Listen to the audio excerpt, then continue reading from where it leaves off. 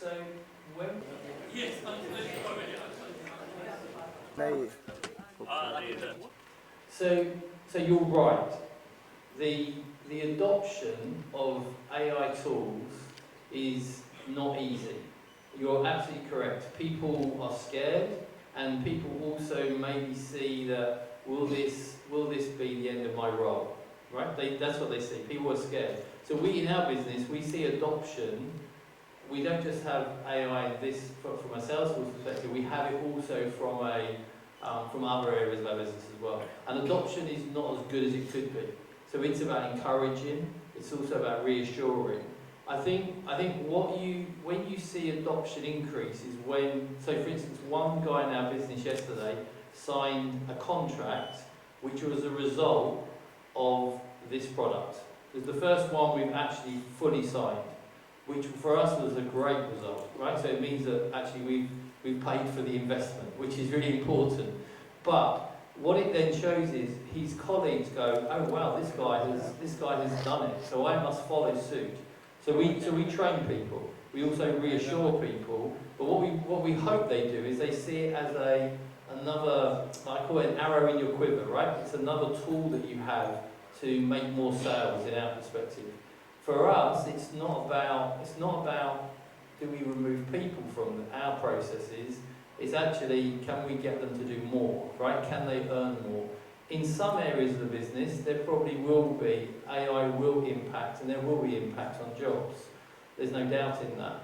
I think what we've got to do as organisations is see, okay, can we redeploy those people? Can they be, as you said, be trained? Can they be reassigned into a different role where we've given them the opportunity to actually have those skills? So I think there's a win-win for everybody. But I think in some pockets there will be reductions in the workforce for sure. But it's how do we train and how do we bring those people into different roles? Yogesh, I'll add a perspective on change. We all live in the world today where change is so constant. In fact, I think the pace of change is not going to be slow again, right? Whether it was cloud or mobile, every time there has been technology evolution, there's always that reluctance or there's always a skepticism of what that change is going to mean and how that change is going to be perceived. And I think we're going through that revolution phase today. It's not just an increment of humans and agents in doing so many other things. We spoke about recruitment. I know I spoke to you about how we're using it on our own pipeline management or website, or the use cases are consistently evolving. But I would say that we're living in an era where learning and therefore adapting has become table stakes for everybody. I mean, everybody in the room, we're all going to have to experiment and we're all going to have to learn technology as well. And Salesforce actually is pioneering the focus on AI upskilling as well. We've committed to $310 million globally for AI upskilling. And a lot of, I definitely encourage all of you to look at Trailhead as well. It's a learning platform that everybody should be leveraging on what's new and investing. So for us, making sure that we are not just talking about what is coming in our product suite, but also making sure that we have future-ready skill available in the market, that we are making sure that we are also focused on AI upskilling is really the focus. So specifically within my organizations, what we have actually seen is we've now used AI to automate a lot of the mundane tasks. As an example, so within the solution engineering team, we do a lot of research on customers, their financial statement, their analyst presentation. A lot of those tasks used to take a few hours at least in a day, and now the team is able to use AI to actually accelerate a lot of those insights, because of which now the team has become a lot more effective in the way they actually talk to our customers. So what we are actually seeing is a big shift from doing mundane tasks to a lot of the focus being on the relationship and adding value to the conversation. Hi, good afternoon. This is Supriya here from Tech Achieve Media. Hi, Richard. Hello. Richard, firstly, congratulations on this collaboration with Salesforce, right? It's great that it's helped you improve the efficiency of your salespeople. However, I'd like to understand how, would you say, do you see AI agents becoming the primary sales engine over the upcoming years? And Deepak, I have a question for you as well. Agentic AI has the access to the data of the company, right? And that's how they function efficiently. How real would you say are concerns that they would be able to influence or manipulate customer, decisions? Thank you. Okay, so thank you for the question. Do I see it replacing salespeople? No. I think it, again, I go back to it's a tool. It's another tool that people can use. I think, and as Divya said, we also want to remove the kind of, I don't want to say donkey work, but the work which is like basic work, like finding lists of contacts you want to go after, filtering that, making it very specific.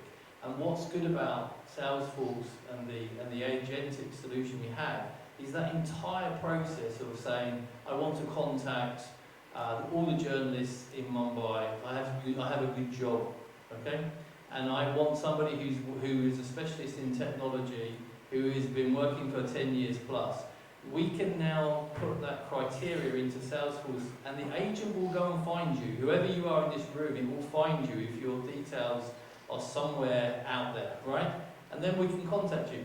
But that work would have taken somebody 2 weeks. Now it takes an afternoon. Actually, it takes probably an hour, and you can be so specific. So the salespeople now are then armed with that data, right?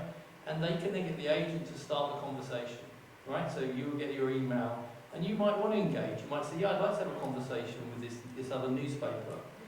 Then the salesperson is then freed up from their time to have a more valuable conversation with you as a candidate, right? They can talk to you, right? Or as a salesperson, they can talk to you, okay, very, very clearly. And they've got more time to do that.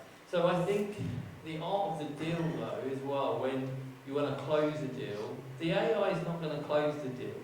It's not going to happen, right? Not in our B2B world. It's not going to happen. So I think we feel that it's a way of providing, taking away the manual work, getting people then to engage, and then it's just more efficient, and then reduces the cost and the speed, increases the speed. Really love that question in terms of hallucinations, because that's like really real conversation that a lot of our customers actually ask.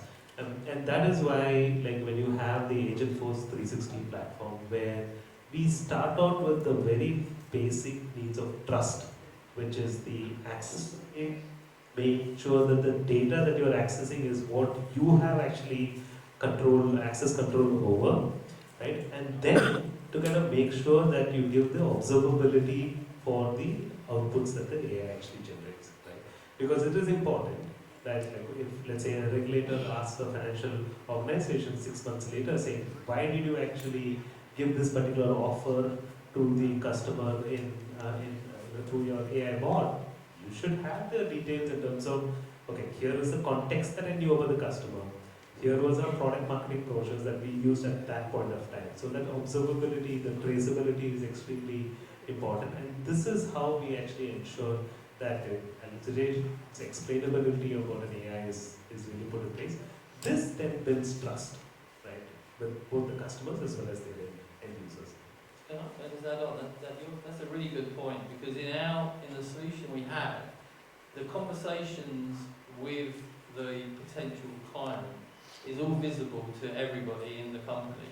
So you can see how the AI agent is interfacing with the potential client. You can see the email, you can see the communication. Anytime the contact wants to jump out of that conversation in email and speak to somebody, it's instantaneous. So I think what Salesforce has done a good job of is really making that visibility there. And you've got an audit trail as well. So if something does go wrong, you can go back and you can see that audit trail, and you can investigate it. And that allows you to improve the interaction with the agent as well. So it's a really neat solution. It's very visible, it's very open, and it's very transparent. So yeah, it's good. Hello, good Hello. afternoon. Both of you also, Tipu and Nandu. So already you have done the collaboration with the company who's already doing impressive work in this Forte, I can say. And just I want to know that for the collaboration with you, how it will help you growth-wise, for both of you, like how it will help you growth-wise globally? Okay, so how does it help us grow? I mean, again, it comes back to, as I was sort of saying before, the use of AI is about, for us in sales, is how can you reduce the cost of customer acquisition, how can you increase the speed of deal, and how can you get your sales team more productive, and ultimately gain more customers, get more revenue.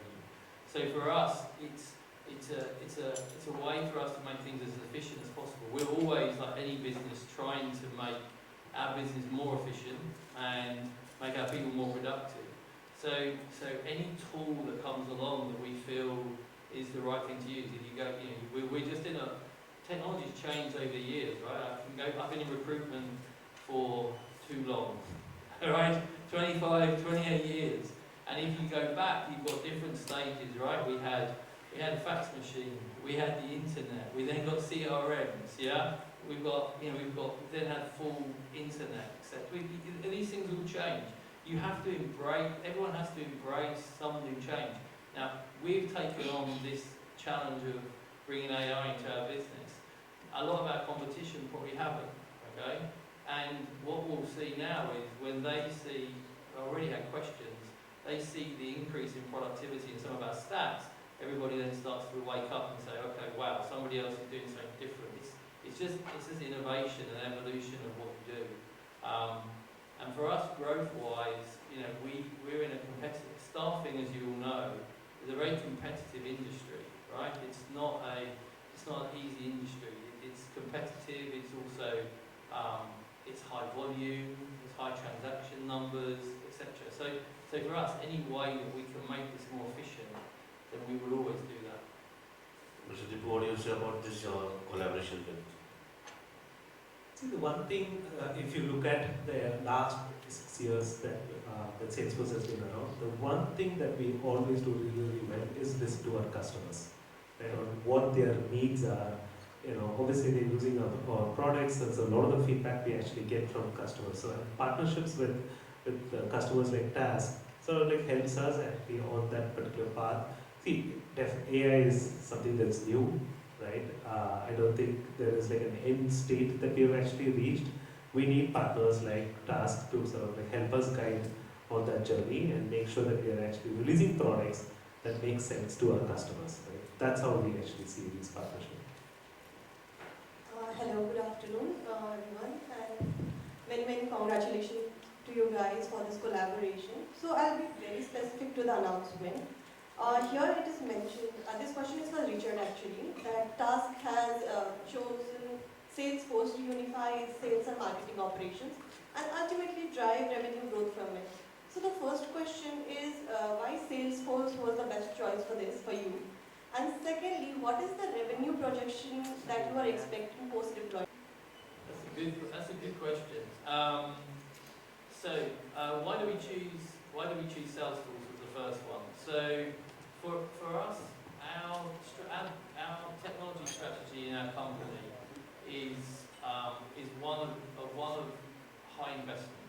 So we feel technology should be at the centre of our business. Our business is high growth. TASK has had circa 28% CAGR growth over 18 years. We have grown significantly in that period of time. And for us, we see that growth continuing with our plans to expand.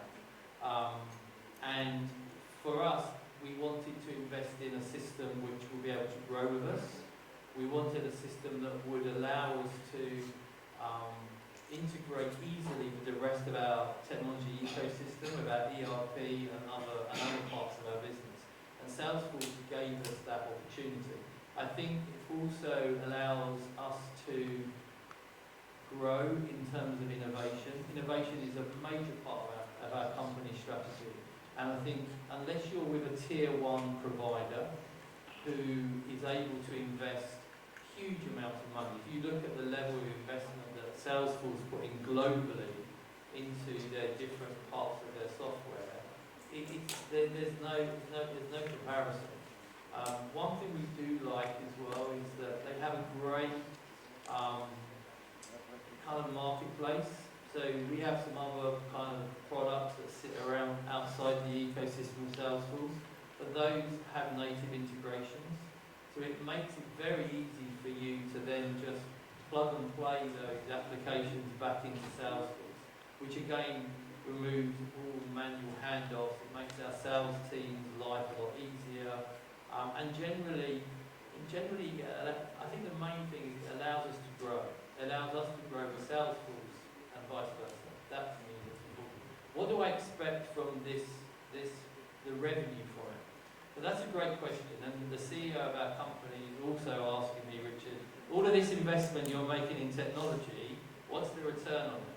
So, what for me, what we're seeing at the moment is that we see in the press that over the last, I think there's been a few articles recently where there's been huge amounts of investment in AI, and what's happened is that there's not been much return for it. That's what we're hearing, right? You've seen lots of reports on that.